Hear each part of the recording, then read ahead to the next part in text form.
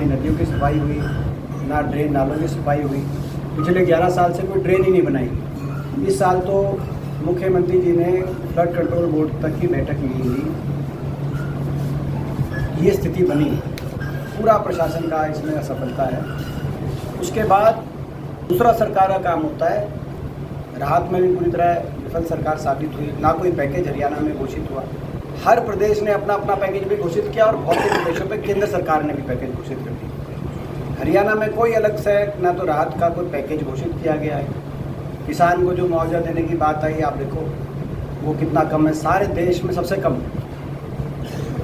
पंजाब का देखो आप, बाकी प्रदेशों का देखो, ना किसान को कोई मुआवजा राशि में बढ़ोतरी की गई। मकानों का कोई सर्वे नहीं हुआ, जहाँ क्षतिग्रस्त मकान हैं उनको हमारी मांग है वहाँ भी सर्वे करा के उनको भी मुआवजा दिया जाए। छोटे दुकानदार, कई जगह इंडस्ट्री भी है, पूरा अम्बाला में पूरी जो इंडस्ट्रियल सेक्टर है वो जलमग्न है।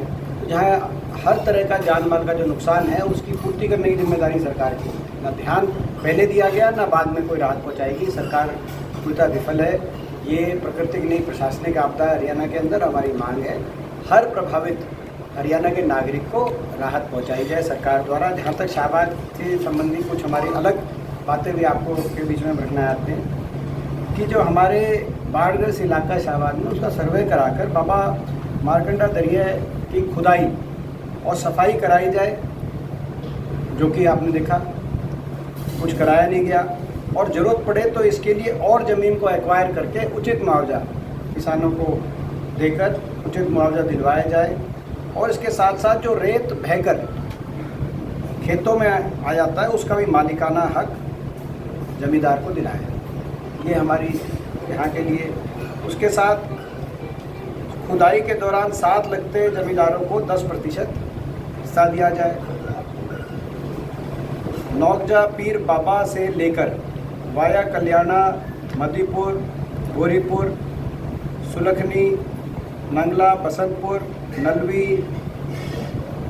होकर माजरा, रामपुर, नई बस्ती आदि गांवों से होकर नहर तक अंडरग्राउंड पाइप लाइन दलवाई जाए। बार बार हमारे विधायक जी ने ये बात विधानसभा में की, लेकिन इस सरकार ने पूरी तरीके से उस बात को अनसुनी करने का कार्य किया। और मुख्यमंत्री जी जो इसी डिस्ट्रिक्ट से जीत कर गए विधानसभा में, कम से कम उनका ये कर्तव्य बनता था। 1 साल हो गया और 1.5 साल से मुख्यमंत्री हैं लगभग, लेकिन अभी तक कोई कार्रवाई नहीं की। इसी तरह तर्ज पर बाढ़ के दौरान जमींदारों के खराब ट्यूबवेल, बोरवेल का सर्वे कराकर उसका भी मुआवजा अलग से दिया जाए, जो मुआवजे की हमारी मांग है। और जो हमारी मुआवजे की मांग है प्रदेश लेवल पे कि 70,000 रुपये कम से कम, वैसे 1 लाख तक का नुकसान हुआ है प्रदेश में, तो 70,000 रुपये कम से कम किसान को मुआवजा दिया गया। ये तो 7,000 से 15,000 ही क्या, ये तो ऊँट के मुँह में जीरा के समान है। और जो हमारे शाहबाद क्षेत्र में बाढ़ से क्षतिग्रस्त हुई इलाके की जो सारी सड़कें, बहुत सी सड़कों का आप भी देख रहे हो कितना नुकसान हुआ है। और शाहबाद में, और मैं समझता हूँ कि बहुत हरियाणा के बाकी क्षेत्रों में भी उन सड़कों का भी सर्वे कराकर उसका जल्दी से जल्दी उन पर कार्रवाई की जाए। इसके साथ साथ रावा से लेकर शुगर मिल, नाला छपरा, ब्योडा, मछरौली, शरीफगढ़, खानपुर, शादीपुर, हसनपुर गांव के साथ साथ नहर में पक्का नाला गिरवाया जाए। ये हमारी जो प्रेस रिलीज़ होगी उसमें भी हमारे सारे पॉइंट कवर होंगे। इसके साथ साथ एक और पॉइंट है यहाँ का कि जो हमारे समय दादूपुर नलवी का जो इन्होंने नया 11 साल से एक भी नई नहर या नया ड्रेन नहीं बनी हरियाणा में, क्योंकि एक खट्टर साहब नीति लेके आए थे कि किसान खुद आगे आए और अपनी ज़मीन दें। वो बात हो नहीं पाती संभव। और वो संभव अगर गांव में भी जब अगर जो है सारे किसानों का एक मत हो जाता तो कोई ना कोई हिस्सेदार ऐसा मिल जाता है कि कोई विदेश में है, कोई कहीं है, उसको ढूंढते रहो, वो कभी सहमति बन नहीं पाती। और उसमें कहीं ना कहीं 11 साल से एक भी ड्रेन नहीं बनी हरियाणा, एक भी नहर भी नहीं बनी इरिगेशन के लिए, बल्कि दादूपुर नलवी को इस सरकार ने निरस्त कर दिया। हासी बुटाना आप देख रहे हो, बनी बनाई नहर का आज तक प्रयोग में नहीं लिया गया। तो ये ऐसी सरकार निगम की सरकार ये साबित हुई है, तो उस नीति में भी पूर्ण विचार करके, क्योंकि टोपोग्राफी बदल गई जमीन की, हाईवेज आ गए, नेशनल हाईवेज आ गए, सारे विकास कार्य हो गए। इससे जी सारे- जो वो अपने आप पोर्टल पे जाएगा। टोटल कितने गांव हैं? मैं समझता हूँ कि हरियाणा की सरकार तो दिल्ली में जाके गूंगी हो जाती है। हरियाणा के हितों की रक्षा तो करने में सबसे असफल सरकार साबित हुई आज तक। ना तो केंद्र सरकार को हरियाणा की परवाह है, हरियाणा वासियों को, ये इस बात को साबित करता है।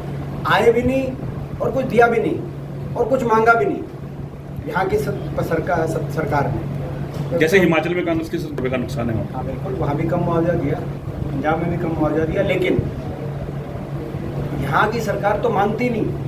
कहते हम सक्षम हैं। अभी जो ये आपने लास्ट के गांव पटेल आवास, ये रिहायशी जो है, ये हमने कभी मैंने जब में कहा था, जहाँ जहाँ रिहायशी मकानों में पानी घुसा है, क्योंकि सरकार कोई सुन नहीं ले रही, हम अपना सर्वे कराएंगे, हमारे कार्यकर्ता करेंगे, गांव के जो हमारे कार्यकर्ता हैं वो सबकी एप्लीकेशन, मैं जो हमारे विधायक जी हैं उनसे भी मैं आग्रह करूंगा, बाकी भी जहाँ जहाँ हमारे रिहायशी में पानी घुसा है, जिसका घर में क्षति हुई है, उससे जो है घर के किसी जो भी उसमें मौजूद आदमी है वो उससे एप्लीकेशन हम कलेक्ट करेंगे सारी, और उन सारी एप्लीकेशन को लेकर उनको मुआवजा दिलवाने का काम सरकार से लड़कर मुआवजा दिलवाएंगे, क्योंकि उनका अधिकार है।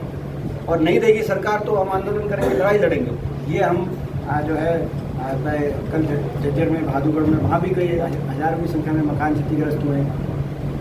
हिसार में, हांसी में कई मकान क्षतिग्रस्त हुए। कई स्थिति कैंट में बड़ी बहुत ही माला कैंट में। बस एक आखिरी सवाल है सर, केंद्र के अंदर ये तो स्वीकार्य ही नहीं है। ये मैं समझता हूँ कि प्रजातंत्र का मजाक है, भाजपा प्रजातंत्र में विश्वास नहीं रखती। इस फैसले को तो इनको तुरंत कैंसिल करना चाहिए, नहीं तो हम लड़ाई लड़ेंगे। अपने विधायकों के अधिकारों का हनन हम नहीं होने देंगे। मैंने यहाँ तक भी सुना है कि कई, ये तो आप कह रहे हो कि जो दूसरे के एरिया के एमएलए नहीं लोकल जो हारे हुए हैं, नहीं, आपको नहीं पता। अच्छा, लोकल के साथ साथ जो है उनमें इन्होंने अपने